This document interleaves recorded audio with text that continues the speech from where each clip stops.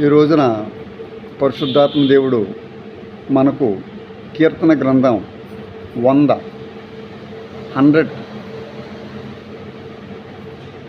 చూపిస్తూ ఉన్నారు. సమస్త దేశములారా యెహోవాకు ఉత్సాహధ్వని చేయుడి, సంతోషముతో యెహోవాను సేవించుడి, ఉత్సాహగానం చేయుచు ఆయన సన్నిధికి రండి. 3వ వచనం, యెహోవాయే దేవుడని తెలుసుకొనుడి, ఆయనే మనలను పుట్టించెను, మనము ఆయన వారం. ఈ 100వ అధ్యాయాన్ని నేను గతంలో చాలాసార్లు చాలా సందర్భాలలో దేవుని యొక్క వాక్యాన్ని మరి దీని ద్వారా చూపించడం జరిగింది. ఈ యొక్క కీర్తన గ్రంథంలో ఉన్నటువంటి మాటలు ప్రతి క్రైస్తవుడికి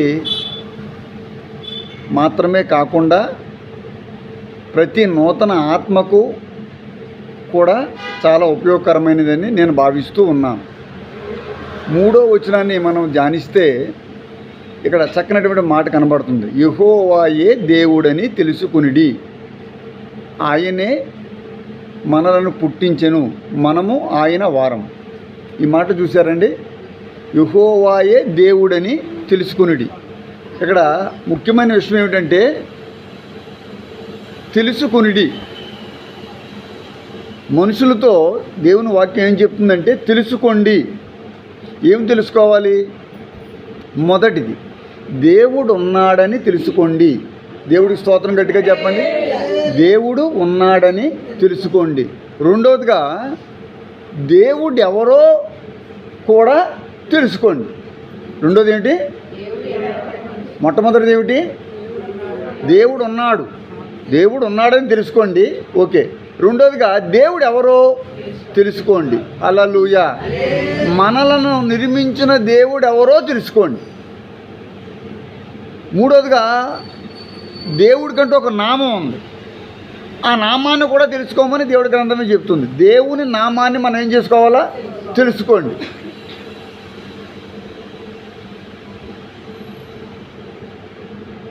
ఈ లోకాన్ని రక్షించడానికి తన ప్రాణాలను అర్పించింది ఎవరో కూడా తెలుసుకోండి. దేవుడికి స్తోత్రం కలుగును గాక. పాపములను క్షమించడానికి అధికారం ఎవరికి ఉందో తెలుసుకోండి. ఈ దేవుడు మనుషులందరి కోసము ఈ లోకంలో ఏ స్థలంలో జన్మించాడో కూడా తెలుసుకోండి. ఈ విధంగా దేవుడి గురించి తెలుసుకోవాల్సిన విషయాలు ఎన్నో ఉన్నాయి. అంతేకాదు ఆయన మన హృదయాలలో నివసిస్తాడని కూడా తెలుసుకోండి. ఇలా కొన్ని విషయాలు ఉన్నాయి. ఈ విషయాలన్నింటినీ మనము ధ్యానించాలి. మొట్టమొదటిగా దేవుడు ఉన్నాడని తెలుసుకోవడం అంటే కీర్తన గ్రంథం 46వ అధ్యాయము 46th చాప్టర్ ఆఫ్ సామ్స్ 46వ అధ్యాయము 10వ వచనంలో దేవుని పరిశుద్ధ గ్రంథం మనకు ఎలా చూపిస్తూ ఉన్నది. ఏమని మాట్లాడుతుందంటే,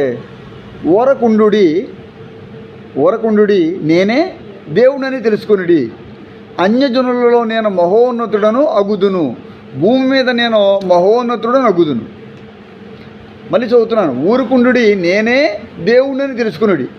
అంటే దేవుడు అనేవాడు ఉన్నాడు. స్తోత్రం గట్టిగా చెప్పండి. దేవుడు అనేవాడు ఉన్నాడు. ఆ దేవుడు ఎవరంటే నేనే అని మీరు తెలుసుకోమని వాక్యం అక్కడ చెప్తుంది. మీరు ఊరుకోండి, నేనే దేవుడిని మీరు తెలుసుకోండి. అన్యజనులలో నేను మహోన్నతుడనగుదును, భూమి మీద నేను మహోన్నతుడనగుదును. ఇది కొన్ని సంవత్సరాల తర్వాత, కొన్ని దినముల తర్వాత, కొన్ని యుగాల తర్వాత జరిగేది అయి ఉండొచ్చు. నేనే దేవుడిని తెలుసుకోండి అని అంటూ అన్యజనులలో నేను మహోన్నతుడనగుదును అంటే అన్యజనులు కూడా ఆయనే దేవుడని తెలుసుకుంటారు. హల్లెలూయా గట్టిగా చెప్పండి. ఇప్పుడు మనం తెలుసుకున్నాం. ఇప్పటికీ మనం మాత్రమే తెలుసుకున్నాం. కానీ ఇంకా చాలామంది దేవుణ్ణి తెలుసుకోని వారు ఆయనే దేవుడని తెలుసుకోనటువంటి వారు చాలామంది ఉన్నారు. ఇప్పుడు ఆయన అన్నాడు, అన్యజనులలో నేను మహోన్నతుడు నవ్వుతాను. భూమి మీద, మొత్తం భూమి మీద అంతటికీ నేను మహోన్నతుడు నవ్వుతాను. దీన్ని బట్టి మీకు అర్థం చేసుకోవాల్సింది ఏంటంటే, మన దేవుడు భూమి మీద ఉన్న ప్రజలందరికీ కూడా దేవుడు. చప్పట్లు కొట్టి స్తోత్రం గట్టిగా చెప్పండి. మీకు బలం రావాలి. మొదట మీకు బలం ఎలా వస్తుందంటే, పరిశుద్ధ గ్రంథంలో ఉన్నటువంటి మాటలు ధ్యానిస్తే, దాన్ని వివరణాత్మకంగా మనం తెలుసుకుంటే మనకు బలం వస్తుంది. అంటే మీకు ఒక నమ్మకం రావాలా, నేను నమ్ముకున్న దేవుడు నిజమైన దేవుడు. హల్లెలూయా. నిజమైన దేవుడి దగ్గరకు వచ్చిన తర్వాత మన కోరికలు తీరకుండా ఉంటాయా? నిజమైనటువంటి దేవుడి దగ్గరకు వచ్చినటువంటి ఏ ఒక్కరి ఆశన కూడా నెరవేరకుండా ఉంటుందా? అందుకని మన విశ్వాసం ఏమవ్వాలా? ఇప్పుడు తగ్గిపోవాలి. అంతేనా అమ్మా? పెరగాలి. ఎలా పెరుగుతుంది? నీకు దేవుడు ఈయనని తెలిసింది, ఈయన దేవుడని తెలిసింది, ఈయన మహోన్నతుడు నవ్వుతాను అంటున్నాడు.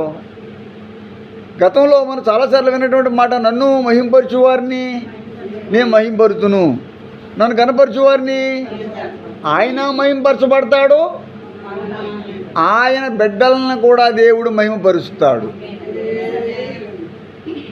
అంటే సమాజంలో మీరు సిగ్గుపడేటట్టుగా, మీరు బాధపడేటట్టుగా, మీరు అవమానం పొందేటట్టుగా ఆయన ఏమి చేయడు. మీకు ఒక నమ్మకం పుట్టాలా? హల్లెలూయా. మీకు ఒక నమ్మకం పుట్టాలా? అంటే దేవుడు తప్పకుండా నన్ను బలపరుస్తాడు, దేవుడు నన్ను తప్పకుండా స్వస్థపరుస్తాడు, దేవుడు నన్ను తప్పకుండా ఆశీర్వదిస్తాడు అనేటువంటి ఒక విశ్వాసము ఈ రోజున నూతనంగా మీలో ఇంకా ఎక్కువ పుట్టాలి. వాక్యం చెబుతుంది కదా, ఓరకుండుడి నేనే దేవుడని మీరు తెలుసుకోండి, నేను అన్యజనులలో మహోన్నతుడు నగుదును. దేవుడు ఉన్నాడు. ఆయన ఎవరు అనేటువంటి మాటలు మనం చూసుకుంటూ ఉన్నాం. యోహాను సువార్త 1వ అధ్యాయం 10వ వచనంలో ఈ యొక్క మాటలు ఉంది. లోకము ఆయన మూలంగా కలిగెను కానీ లోకము ఆయన్ని తెలుసుకోలేకపోతుంది. ఇక్కడ ఈ భయంకరమైనటువంటి మాట ఉంది. దేవుని మీరు తెలుసుకోవాలి. లోకము ఆయన వల్లనే కలిగింది. లోకాన్ని ఎవరు స్థాపించారు? భూమి ఆకాశాలు నిర్మించింది ఎవరు? దేవుడు. ఆదియందు వాక్యము ఉండెను, వాక్యము దేవుని యొద్ద ఉండెను, వాక్యమే దేవుడై ఉండెను. ఆయన సృష్టికర్త ముక్తిదాత, సృష్టికర్త ముక్తిదాత, నా స్తుతులకు పాత్రుడా,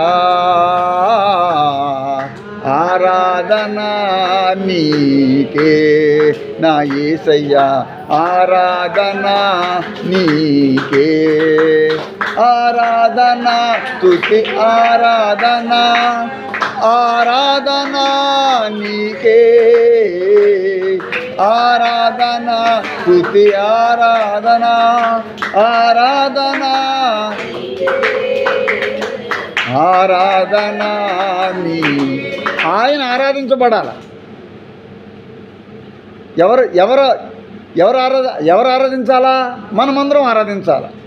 మనం అందరం ఆరాధిస్తే ఆయన ఆరాధించబడతాడు. ఆయన ఆరాధనకు యోగ్యుడు. ఆయన మన ఆరాధనకు యోగ్యుడు, మన స్తుతులకు పాత్రుడు. మనము స్తుతి చేయవలసిన వాళ్ళం, మనం ఆరాధించవలసిన వాళ్ళం. ఆరాధించేదను ఆత్మతో నిరతం అని పాట పాడుతున్నాం. మనం ఆరాధించాలి. ఆయన ఆరాధనకు యోగ్యుడు. ఆయనకి ఆరాధన కావాలా? ఎల్లప్పుడూ ఆయన కనపరచబడాలా, ఎల్లప్పుడూ ఆయన కీర్తించబడుతూ ఉండాలా. దానికి మీరు ఎల్లప్పుడూ దేవుణ్ణి స్తుతిస్తూ ఉండాలి. స్తుతి ఏటమ్మా? స్తుతి స్తోత్రం చెప్పండి. స్తుతి స్తోత్రం మీరు నేర్చుకోవాలా, తెలుసుకోవాలా. మనం తెలుసుకోవాల్సింది చాలా ఉంది ఇక్కడ. మనం ఏదో కొద్దిగా తెలుసుకుని 2-3 కథలు బైబిల్లో ఏదో చదువుకుని ఏదో అనుకుంటున్నాం. మనం తెలుసుకోవాల్సింది చాలా ఉంది. ఇదే గ్రంథాన్ని గతంలో చెప్పాను, ఇంకో రకంగా చెప్పాను. ఈ రోజున దేవుడు ఎవరో తెలుసుకో, దేవుణ్ణి తెలుసుకో, దేవుడు ఎవరో తెలుసుకో. లోకము ఆయన మూలంగా కలిగిన కానీ లోకం ఆయనను తెలుసుకోలేకపోతుంది. నీ ఇంట్లో వాళ్ళు, నీ బంధువులు ఆయన్ని దేవుడని తెలుసుకోలేకపోతున్నారు. మన బంధువులు యెహోవా దేవుడని, యేసుక్రీస్తు దేవుడని, ప్రభువైన యేసుక్రీస్తు దేవుని కుమారుడిగా ఈ లోకానికి వచ్చాడని వారు తెలుసుకోలేకపోతున్నారు. వాక్యం చెప్తుంది, చాలా క్లియర్గా చెప్తుంది. జకర్యా 11:11లో నన్ను కనిపెట్టుకుని ఉన్న గొర్రెలు అనేటువంటి మాట మనకు కనబడుతుంది, చాలా క్లియర్గా కనబడుతుంది. నన్ను కనిపెట్టుకుని ఉన్న గొర్రెలు. ఆయనకి ఎవరు కావాలో తెలుసా? ఆయనను కనిపెట్టుకుని ఉండే గొర్రెలు కావాలి. చేతుల పైకెత్తి స్తోత్రం గట్టిగా చెప్పు, హల్లెలూయా.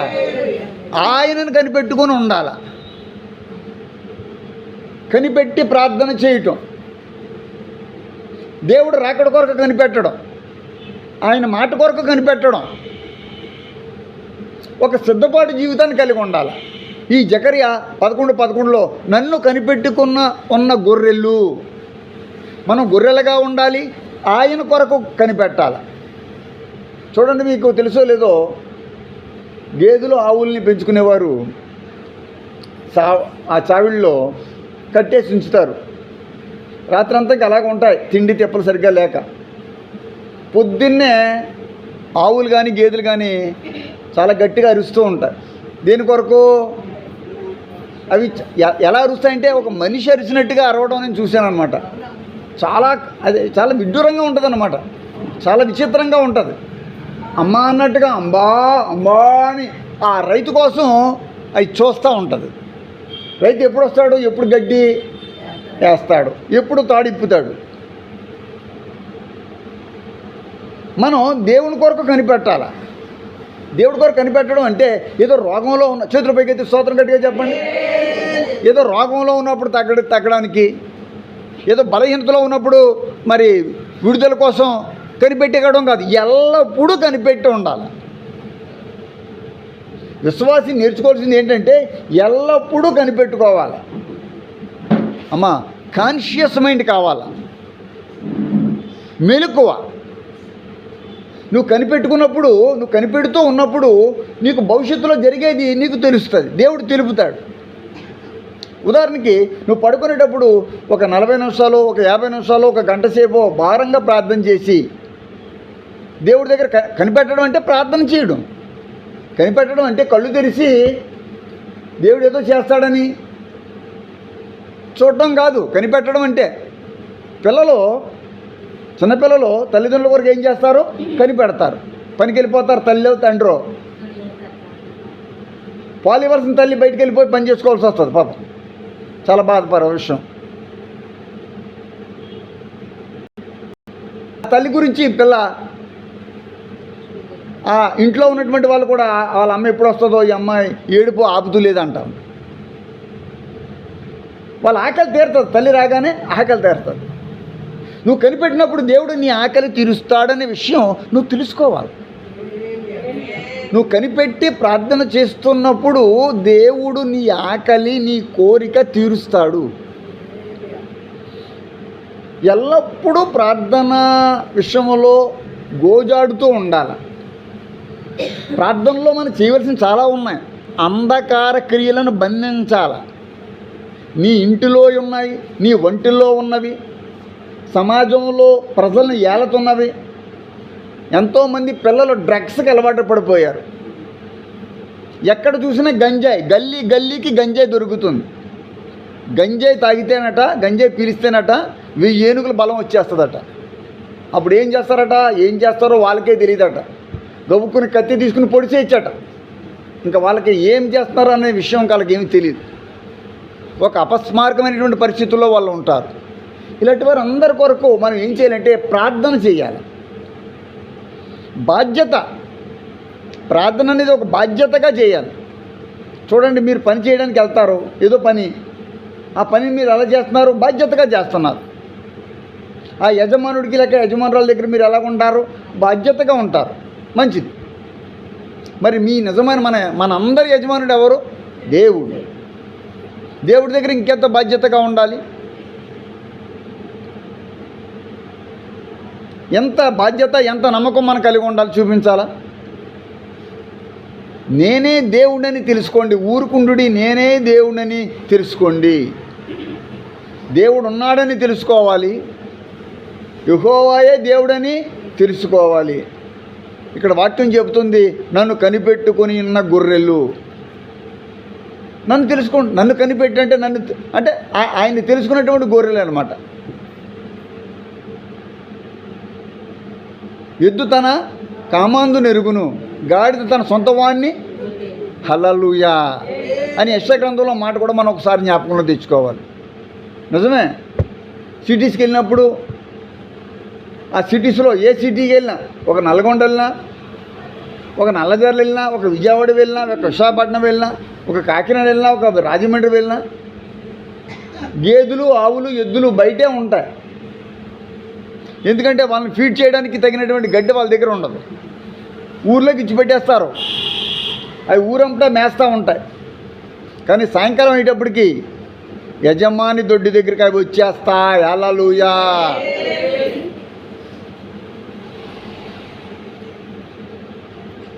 వాటికి ఆ జ్ఞానం, వాళ్ళు ఏం చేస్తున్నారో చూశాను, గమనించాను. ఒక వారం రోజులు ఆ ఆవుని, ఆ గేదెని కట్టేసి ఒక శిక్షణ ఇప్పిస్తాడు, ఇది నీ స్థలం అన్నట్టుగా. దానికి కొన్నిటిని తినిపిస్తాడు. ఆ తర్వాత నెమ్మదిగా దాన్ని వదలడం ప్రారంభించిన తర్వాత అది వెళ్ళినా కూడా మళ్ళీ తిరిగి ఏం చేస్తుందంటే వచ్చేయాలి. దేవుడికి స్తోత్రం. లోకంలో మీరు ఉంటాం, మన లోకంలో బతుకుతాం, కానీ లోకమునైనను లోకస్తులనైనను మనం ఏం చేయకూడదు. హల్లెలూయా. లోకమునకు వెలుగైన దేవుడి ప్రేమను కనిపెట్టుకొని చూసుకుంటూ ఉండాలి. మనల్ని నిర్మించింది ఆయనే అని మనం తెలుసుకోవాలి.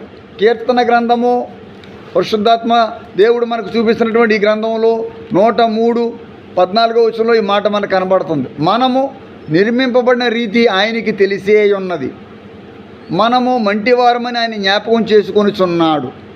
ఇక్కడ చూడండి, మనము నిర్మింపబడిన రీతి ఆయనకి మాత్రమే తెలిసి ఉన్నది. మనం ఏ విధంగా నిర్మించబడ్డాం, మన నిర్మాణం చేసింది ఆయన. ఆయన అన్నీ తెలుసు ఆయనకి.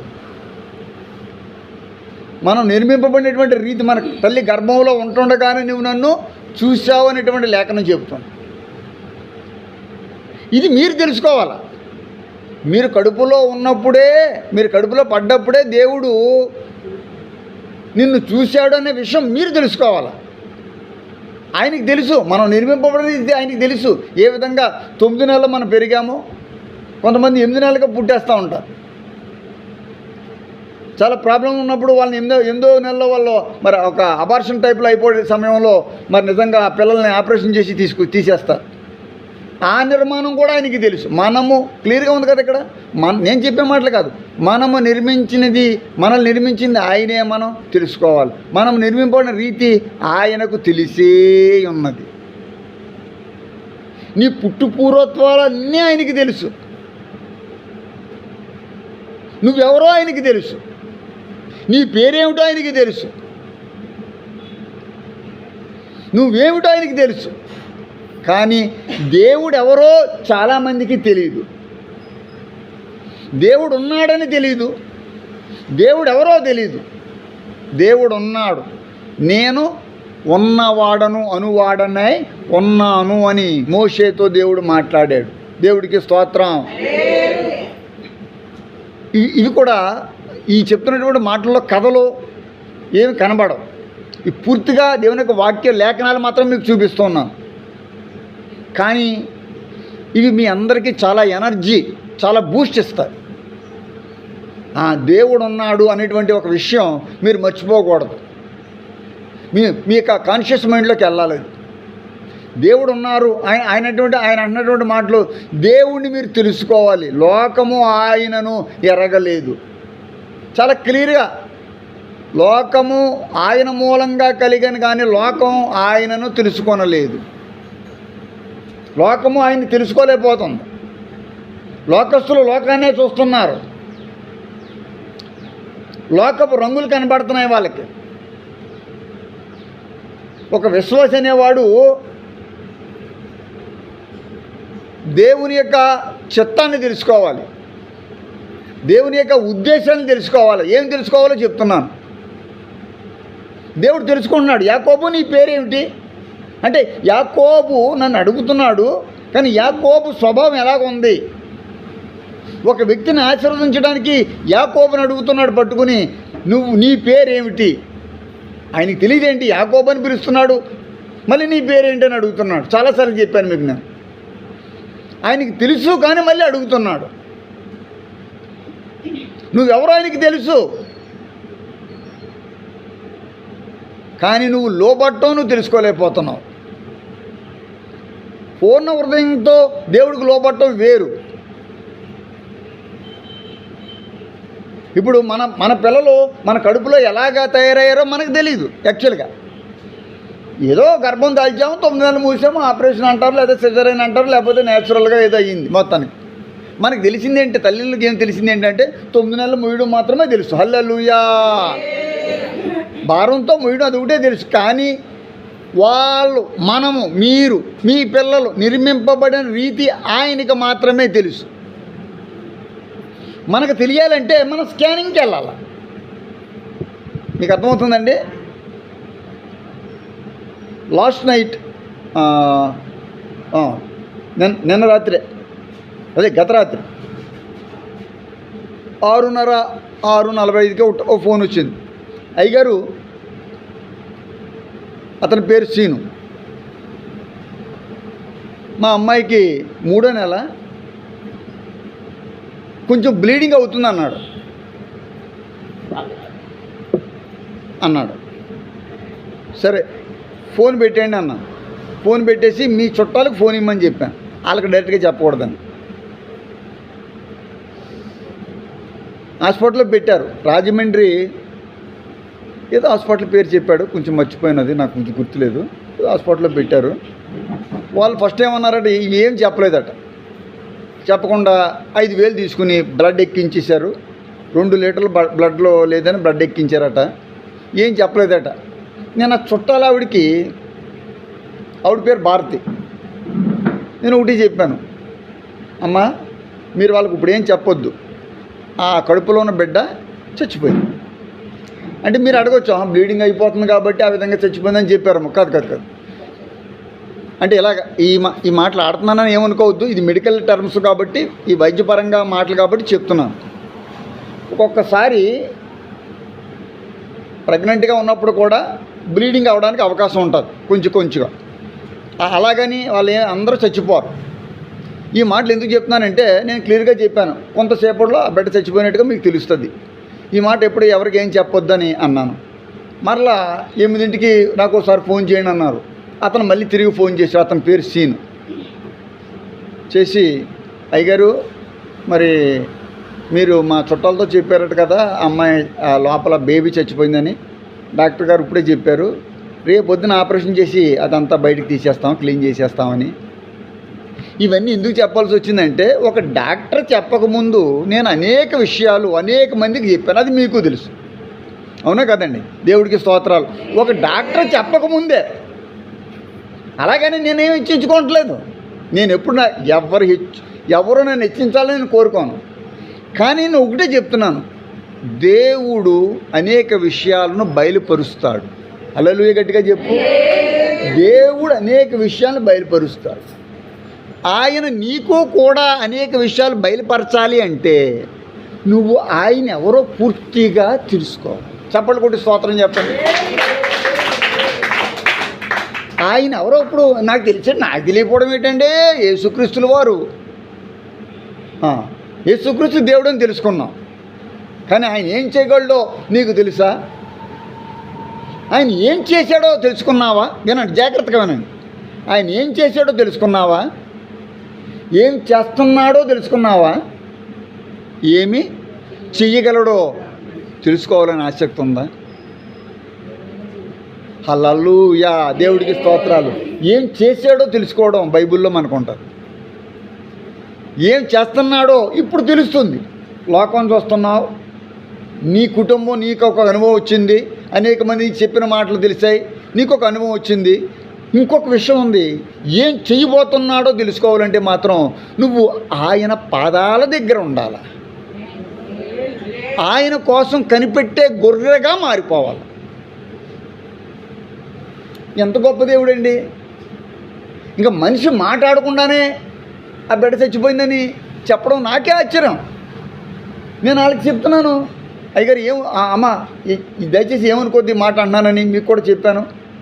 దయచేసి నన్ను వేరేగా మరి అపార్థం చేసుకోవద్దు, బిడ్డ అయితే చచ్చిపోయింది.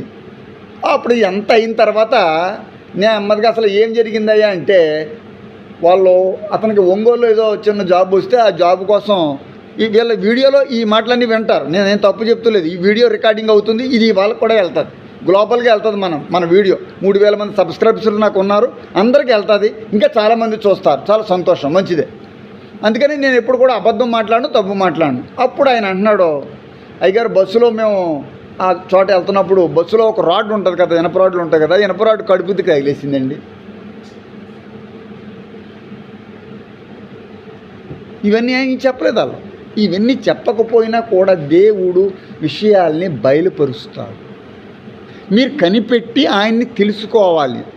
మీకు అవసరమైంది ఏంటంటే, మీ కుటుంబంలో జరగవలసిన ఎప్పుడు ఏ విషయం జరుగుతుందో కనిపెట్టి ప్రార్థన చేస్తే దేవుడు చెబుతాడు. మీ విశ్వాసకి కావాల్సింది కనిపెట్టి ప్రార్థన చేయడం మాత్రమే, నిద్రపోవడం కాదు, దేవుడి మందిరం మానేయడం కాదు. ఏమి దొరుకునా ఈరోజు నీ గుడికి రాకపోవడం వల్ల ఏం పోగొట్టుకున్నాను. చాలామంది గుళ్ళో చాలా వాక్యాలు చెప్తారు, ఆ విషయం మీకు తెలుసు. కానీ నేను చెప్పేది మీకు ఎంత లోతైన మర్మాలతో ఉంటుందో మీరు గమనించే ఉంటారు. ఇది మీకు బలాన్ని ఇచ్చేదని మీరు గమనించే ఉంటారు. మరి ఎందుకు పోగొట్టుకోవాలి? మీకు బలం ఇచ్చేది దేవుని యొక్క వాక్యం ఇక్కడ దొరుకుతున్నప్పుడు మీరు దూరం అయిపోతే మీరు ఆ బలం, ఆ రోజు పొందవలసిన బలం పోగొట్టుకుంటారు. మీకు ఎలాగుంటుందంటే, రోజు తింటానే ఉంటారు, ఒక్కరోజు మధ్యలో మానేశారనుకో భోజనం చేయడం, తర్వాత రోజుకి అంతే కదా.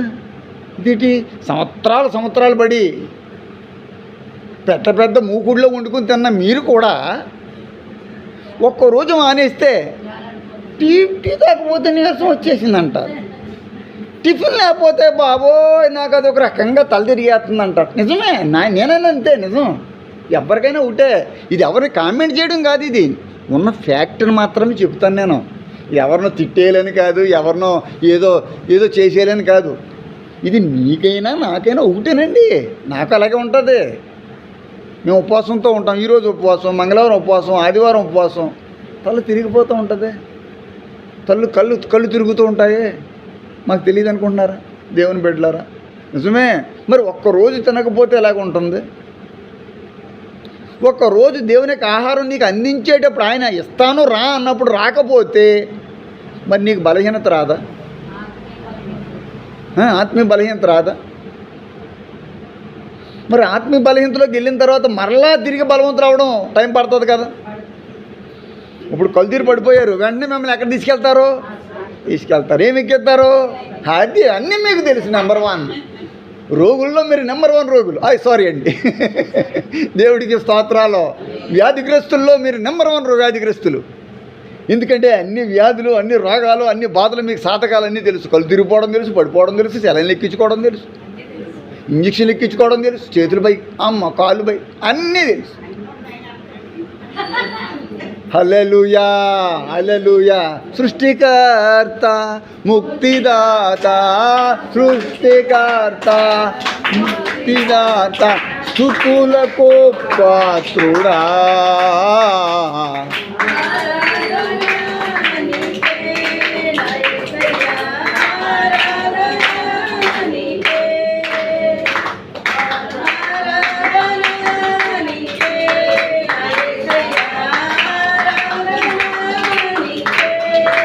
ఆరాధనా, స్తుతి ఆరాధనా.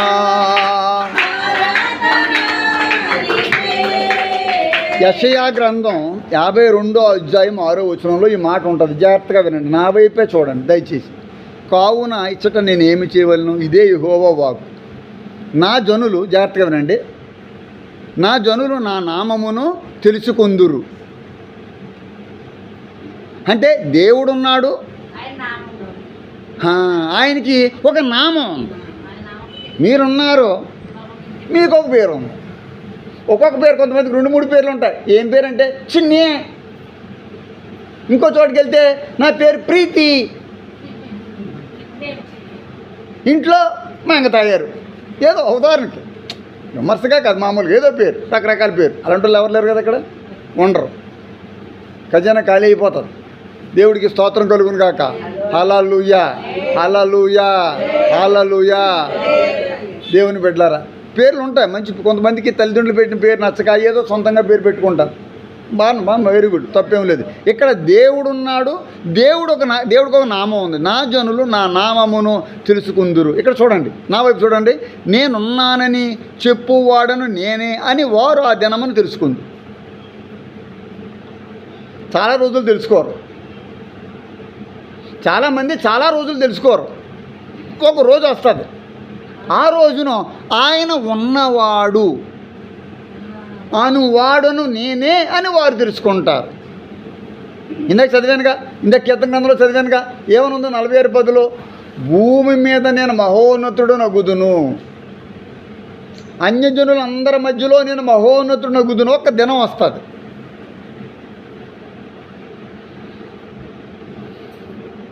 ఆ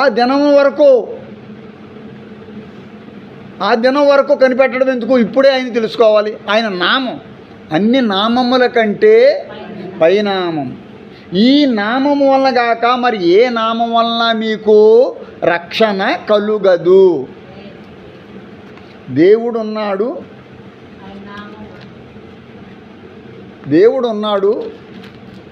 ఆయన ఎవరో నువ్వు తెలుసుకోవాలి. ఆయన అంటాడు, నేనే ఉన్నవాడని అంటున్నాడు, అనువాడనై ఉన్నాను. ఆయన అంటున్నాడు, నాకు ఒక నామం ఉంది, యేసునామము. సాతాను సత్తో లయము, యేసునామము. సాతాను సత్తో లయము. హల్లెలూయా.